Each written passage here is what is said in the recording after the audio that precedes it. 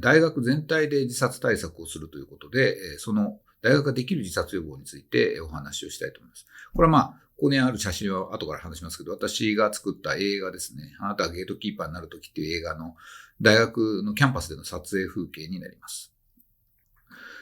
こちらは学生相談学会、あるいは筑波大学の学生相談をやっていらっしゃる杉江教授がですね、よくおっしゃってることなんですけども、学生の問題っていうのは、大学という文脈で起こってくるということですね。学生自身の個人の、精神疾患もあるだろうし、家庭的な状況や性格的な特徴、ものの考え方なんかもあるでしょうけど、それが大学環境の中で、ストレスになったり、被ってきてですね、授業の問題や教職員との関係、友人との関係、サークルとの関係が絡んできて、そして問題になってくるわけですね。ほとんどの大学生の、メンタルヘルスの問題っていうのは、全く個人的なものだけじゃなくて、やはり大学との絡みで生じてくることが結構多いんですね。従いまして、この大学で自殺の問題を学生集団全体に対して見ていくコミュニティ対策というのが全学的対策として非常に重要になってまいります。例えばその学生が全体にいたとします。100人いたとしますと、その中で自殺行動を実際にする学生は1人です。そうすると100人に1人。これもこれでびっくりするかもしれませんが、じゃあ、この1人の学生をとにかく相談対応すりゃいいのかということではないわけですよね。そもそも自殺を考えないようなコミュニティにするということ。それを一時予防と言いますけれども、そうした対策がより大学にとって自殺対策として重要になってくるわけであります。ですからただ死にたい学生がいてその人だけどうすりゃいいってもんじゃなくて、先ほど申し上げたように大学生はほぼみんなが同じようなストレッサーを抱えているわけですので、それが自殺の考えや行動に至らないようにするという活動が求められます。ちょっと身内の話と僕自身とかの話になりますけども、私自身が筑波大学の大学生だった頃ですね、筑波大学っていうのはどんな大学なんだいなんて言われたら自殺が多いんだろうみたいなことをよく言われました。で、それは筑波大学が、今は筑波エクスプレスなんてのができましてですね、かなり都心と近くなったわけですけど、かつては田舎にあってですね、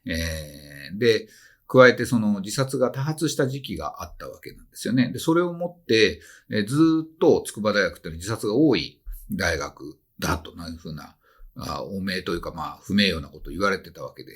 今でもですね、ネット上にそういう噂が出たりしますが、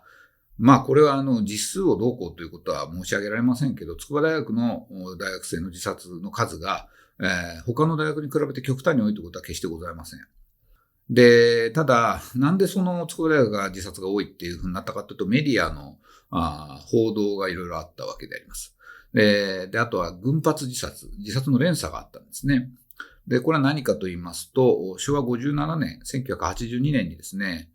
これまた筑波大学の学生が始まりじゃなくてですね、他の大学から来た教授がですね、筑波大学の塔から飛び降りて、で、その後ですね、それをセンセーショナルに、メディアが報道した後にですね、引き続いて1ヶ月後に同じ場所から女子学生が1人、さらに1ヶ月後もう1人、同じ塔から飛び降りたわけですね。っていうようなことが群発自殺として起こったわけです。で、この時にですね、メディアに、筑波大の当時の先生、メンタルヘルスの先生はもうちょっと責任あるんじゃないかなと思いますけれども、筑波という町はですね、人がいない。楽しむ飲み屋もないと。だから、その自殺が多く起きる冷たい場所なんだ、みたいなことを言いまして、で、それがすごい広まっちゃったわけなんですよね。でもこうやって今だからこういうふうに言いますけれども、筑波大学は決して何度も言いますように、自殺が多いわけじゃない。ただ、そういうふうに、連鎖は、大学生っていうのは連鎖しやすいということはあります。また、こういうふうに大学がうんぬんということになったとき、やはり、かなり様々な対策を講じなきゃいけないわけですね。実際にこの連鎖が起こったとき、筑波大学は、大学を総じてですね、様々な対策を打ちました。まず、なんでこの教授がそこから飛び降りたかというと、その当時そのあたりで一番高い建物だったからって、それだけなんですね。なんですけれども、その等に飛び降り防止の対策をしたわけです。で、加えて、学生相談室内に24時間体制の電話を設置し、自殺予防のためにっていうマニュアルを作成して教職員に配布し、心の健康委員会っていうのを設置し、学生相談活動をどんどん充実させ、学生相談の PR を広報誌に掲載し、大学新聞でも自殺予防の記事を掲載するっていうようなことをかなり、キャンペーンとしてやったわけですね。で、結果その後ですね、自殺はかなり減ったんです。で、ただ、私がまた保健管理センターに赴任した頃にですね、またちょっと増えたんです。で、増えたんで、これはいかんということで、すぐに、学生の自殺の実態報告ですね、を、学生担当副学長にしまして、で、そうしましたら、それは大変だということで、自殺対策のワーキングを設置せよと、言われまして、で、その自殺対策のワーキンググループで、先ほどのどういう人が自殺しやすいかっていうのを調べたら、休学してますみたいな話から、じゃあ休学してる学生どうなってるか調べろと。で、今度はじゃあ、そういう休学してる学生に対応するチームがないじゃないかっていうことで、学生支援対応チームっていうのができまして、で、加えて様々な相談機関があるのに協議会がないじゃないかって協議会を作り、自殺対策のマニュアルはあったけど、学生支援のもっと基本的なマニュアル作んなきゃとか、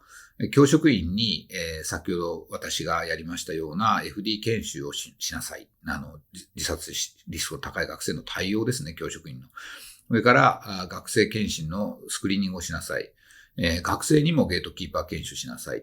ていうふうなことをどんどんやって現在に至っております。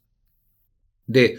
こういうことはですね、どうやってできてきたかっていうと、まず問題意識を保健管理専門のスタッフが持ったとします。あるいは教職員の皆様どなたでもいいんですけど持ったとします。それをですね、上に上げて、で、実態調査をして執行部に報告して、そして委員会を立ち上げて関係機関を連携して、で、だんだん対策を広めていくということで、トップダウンでやらないと、大学の自殺対策ってなかなかできない、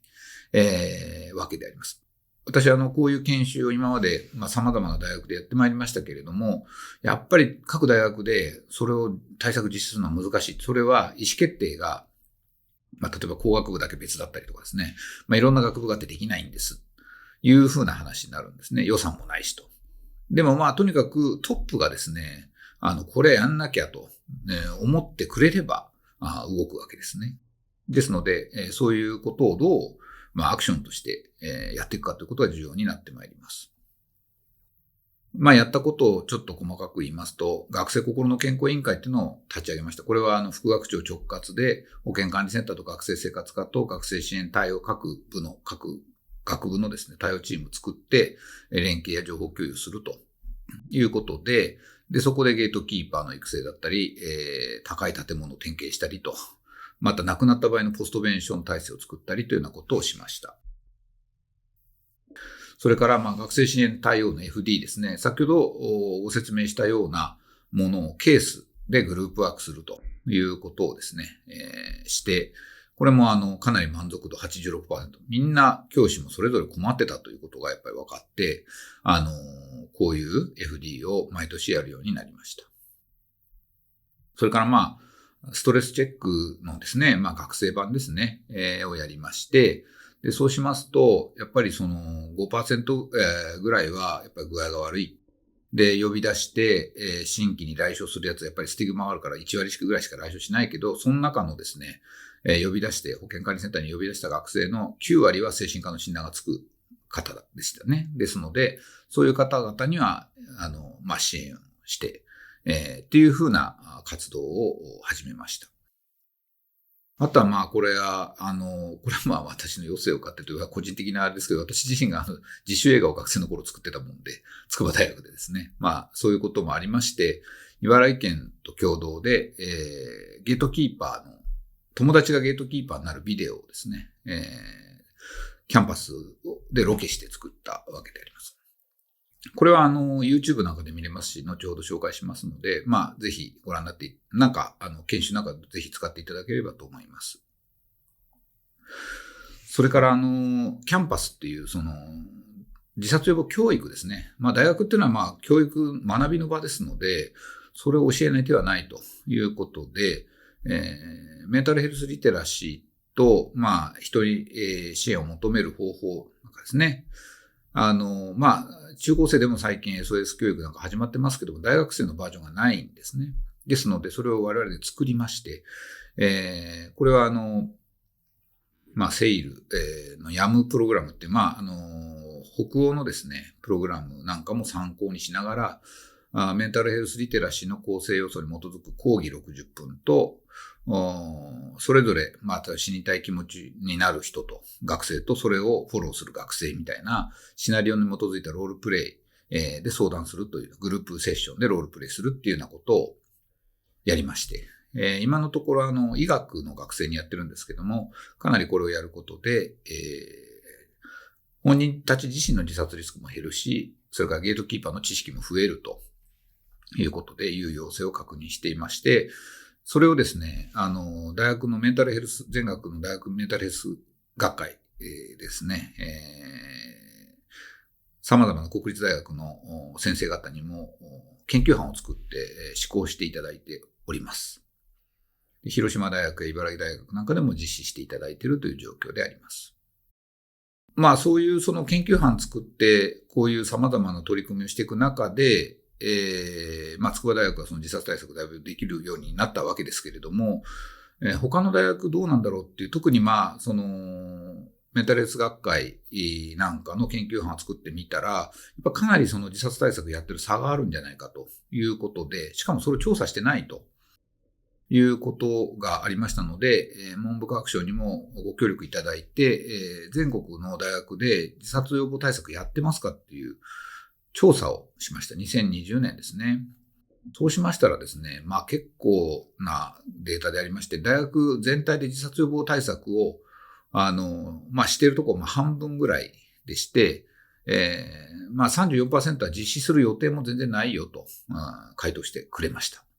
で、加えて、あと自殺予防教育に関連する何らかの教育してますかということでいきますと、実施している大学、ほぼ国立大学なんですけども 35% ぐらいやってますけど、52% は実施する気もありませんというふうに回答してました。これでいいのかということなんですね。で、個別にもうちょっとじゃあ自殺対策何やってますかっていうのを調べたんですけども、国立、公立、私立ですね。これまでこういう調査っても国立しかやってなくてですね、私立は一切やってなくても今回ご協力かなりいただいてですね、いただくようにここ数年になってます。本当にありがたいことなんですけれども、これで見てみますと、やはりその、一時予防をとってもですね、ホームページで啓発普及するとかですね、自殺予防の啓発イベントをするとかですね、いうことに関しては、国立はやってますけど、私立はほとんどやってない。全体に私立はやってないということになります。でも、じゃあ、教職員に自殺リスクある人にどうやって通報するシステムあるかほとんどやってないし、それから家族に対して自殺予防のことなんかは絶対話してないし、それから教職員向けのゲートキーパー研修も国立であっても1割しかしてないし、ほとんどしてないということになるわけです。ですので、やっぱかなり自殺対策が大学で全く普及してないということが明らかなわけなんですね。で、ですので先ほど申し上げたような自殺対策はすごい重要なんで、ぜひやっていただきたいんですけど、その取り組みをですね、する上で、一つ考えてほしいのは、その自殺対策ってこの言葉の響きがですね、暗いふうに捉えられる先生方とかトップの皆さんも多いわけですけれども、最近一つの考え方として、ヘルシーキャンパスという考え方があります。こちらは京都大学なんかで始まってだんだん大学増えてますけれども、とにかく大学っていうのは学びの場なんだけど、今まであまり健康についての学びっていうのが結構少なかったんですね。ですけれども、学びの場では特に今日健康に関する教育大事なんじゃないかと。で、そういう教育を進めるとともに大学の様々な活動に健康のコンセプトを取り入れてもいいんじゃないかという考え方ですね。で、知の拠点として健康づくりのラボや健康増進の取り組みを実践すると。で、対応を通じて健康を考えて大切にする文化を社会に発信して広げていくようなことをキャンパスからやっててもいいんじゃないかということで、これをヘルシーキャンパスと言っております。で、この取り組みの考え方からすればですね、自殺予防っていうのはヘルシーキャンパスを作るための一つの重要なポイントになるわけです。実際全国大学保健管理協会のこれは、ヘルシーキャンパスのホームページですけれども、私どもの、自殺予防対策なんかすごく賛同いただいて、このヘルシーキャンパスの中に先ほどのビデオですね、あなたがゲートキーパーになるとき大学生編も入れていただいてますので、このホームページから見ることができます。そんなわけで、なんていうんですかね、自殺対策を大学でやるって言うとなんか重い感じになるかもしれないですけど、ヘルシーキャンパスの一環として大学で自殺対策、自殺予防をするっていうことはすごい重要だと思うんですよね。実際のところですね、私どもがやった大学の自殺対策がどういう効果をもたらしているか、筑波大学でですね、言いますと、心の健康委員会や学生支援の組織連絡会議を作ったら、相談機関の連携がかなりできて、結果としてその自殺の問題だけじゃなくて、キャンパスの多彩な問題ですね、それは LGBT の問題もそうですし、ダイバーシティの問題、メンタルヘルスだけじゃなくてですね、様々な問題を連携して相談できるようになったわけなんですね。それから休学留年生の対策なんかを、シンポジウムなんか作ってやったらですね、休学留年を防止する学生団体が作られたりとかですね、あるいは学生間のつながりが強化されたりとかいうことが好ましい結果として生じたわけです。また、飛び降り対策なんかもですね、学内安全対策として取り組めば、すごい大事だよね、みたいな感じで、前向きに取り組んでいただいたんで、今、筑波大学に飛び降りる場所はないだろうというふうに、自信を持ってるわけですけども、そういうふうな状況になっている。それから自殺予防教育はですね、コーピング、自分のその学生自身のコーピングやのストラテジーやピアサポート学習になっているということが学生自身のアンケートから、得られております。その自殺なんてことをあまり広めたくないって言ってるのは大人の気憂でありまして、今日ネットを見ればですね、毎日自殺の記事が出てるわけでして、自殺のことを知らない大学生はいないわけであります。で、彼らもどうしたらいいか困ってる。ですので、何らかのアイデア、あるいは対処、友達がそうなったらどうするかということを知れたということが、彼らにとってはすごい良かったということを言っていただいてますし、最初は僕も自信がなかったんですけども、そういう研修何年かやってたら、こうやって友達救いましたみたいな報告も上がってきてですね、これ効果あるなということをじわじわと実感している次第です。またそのメンタルヘルス、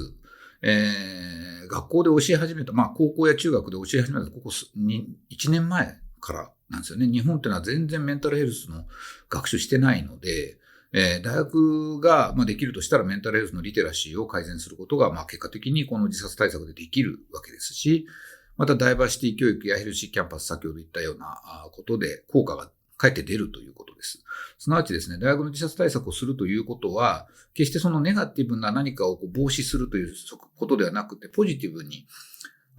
メンタルウェルネスを大学で高めていく。言い方を変えますと、生き心地の良い大学コミュニティを作っていくということになりますので、そういう観点で、ぜひ、それぞれの大学の皆様方で、各大学で何ができるのか。もちろん資源はそれぞれの大学で非常に少ないところもあるので当然承知しておりますので、できる範囲で結構なんですけれども、ぜひ各大学で自殺対策の取り組みを進めていただきたいと、このように思います。まとめですけれども、大学生の自殺者数は増加傾向にありまして、自殺予防は喫緊の課題であります。大学生はですね、メンタルヘルスの問題が生じやすい自殺ハイリスク者なんだという認識を持っていただきたいと思います。加えまして、コロナ禍で、友人関係が断たれてですね、心の交流ができず、ライフイベントが失われることで、大学生のメンタルヘルスは悪化しております。こんな中で、むしろもうコロナ禍で大学行く必要ないんじゃないかなって学生も出てきてますけれども、むしろ前向きにですね、大学を捉えるためにはですね、自殺予防の啓発教育、スクリーニング、ハイリスク者の職員研修トップダウンで、ぜひ自殺対策を始めていただきたい。しかもそれはですね、大学をヘルシーにする、大学コミュニティを改善するということにつながるということになりますので、ぜひそうした取り組みを各大学で進めていただくようにお願いしたいと思います。私の発表は、報告は以上になります。こちら、挙げましたのは、そうは言っても、じゃあ、各大学でですね、おそらくどうやって自殺対策取り組むんだっていうふうな、個別にはこの話だけ聞いてお考えもあると思いますが、全国大学メンタルヘルス学会なんかではそういう研究班もございますし、学生相談学会でも取り組みをしてますし、自殺予防学会でもですね、大学生の自殺予防に関わっているものがおります。から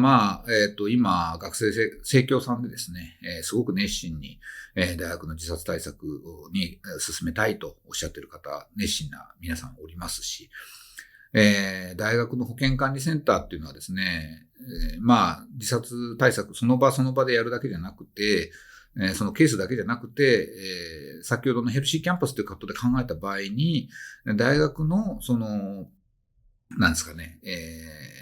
ヘルスを管理するプロモーション活動に、